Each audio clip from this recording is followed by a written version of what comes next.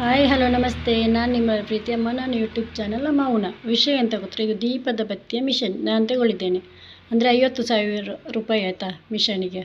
ನಾನು ಮನೆಯಲ್ಲಿ ಮಾಡ್ತಾ ಇದ್ದೇನೆ, ಅದಕ್ಕೆ ನಾನು ಈ ವಿಡಿಯೋ ಮಾಡಿ ಹಾಕಿದ್ದು. ಮನೆಯಲ್ಲಿ ಒಬ್ಬೊಬ್ಬರು ಇರುವಾಗ ಅಂದರೆ ಟೈಮ್ ಪಾಸ್ ಅಥವಾ ಮನೆಯಲ್ಲಿ ದುಡಿಯೋರು ಮನೆಯಲ್ಲೇ ಕೂತ್ಕೊಂಡು ದುಡಿತೇನೆ ಅಂತ ಹೇಳ್ತಾರಲ್ಲ ಒಬ್ಬೊಬ್ಬರು, ಅವರಿಗೆ ಇದು ವಿಷಯ ನಾನು ಹೇಳ್ತೇನೆ ನೋಡಿ.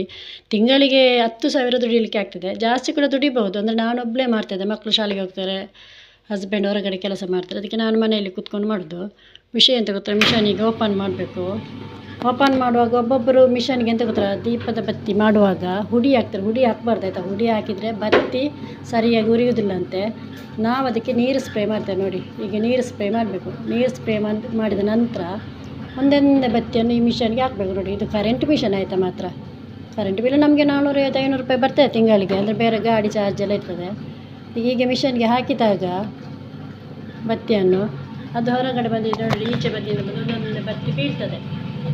ಬಿದ್ದ ನಂತರ ನಾವು ಇದನ್ನು ಎಂತ ಮಾಡಬೇಕು, ಪ್ಯಾಕೆಟ್ ಮಾಡಬೇಕು ನೋಡಿ. ಪ್ಯಾಕೆಟ್ ಮಾಡಿ ಕೊಡಬೇಕು ಅವರಿಗೆ, ಮಂಗಳೂರು ಆಫೀಸಿಗೆ. ನಾವು ಮಂಗಳೂರು ಆಫೀಸಿಗೆ ಹಾಕೋದು. ಅಂದರೆ ಹೊರಗಡೆ ಲೈನ್ ಎಲ್ಲ ಸಿಕ್ಕಿದ್ರೆ ಒಳ್ಳೆಯದು, ಹೊರಗಡೆ ಮಾಡ್ಬೋದು. ಅದಕ್ಕೆ ನಮಗೆ ಈ ಪ್ಯಾಕೆಟ್ಗೆ ಎಂತ ಗೊತ್ತಾ, 200 ಬತ್ತಿ ಉಂಟು ನೋಡಿ ಇದರಲ್ಲಿ.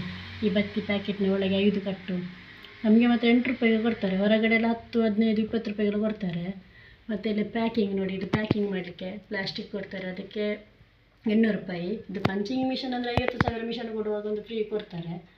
ಮತ್ತು ಇದು ನೋಡಿ, ಇದು ಕಾಟನ್ ವಿಕ್ಸ್ ಹತ್ತಿ ಆಯಿತಾ.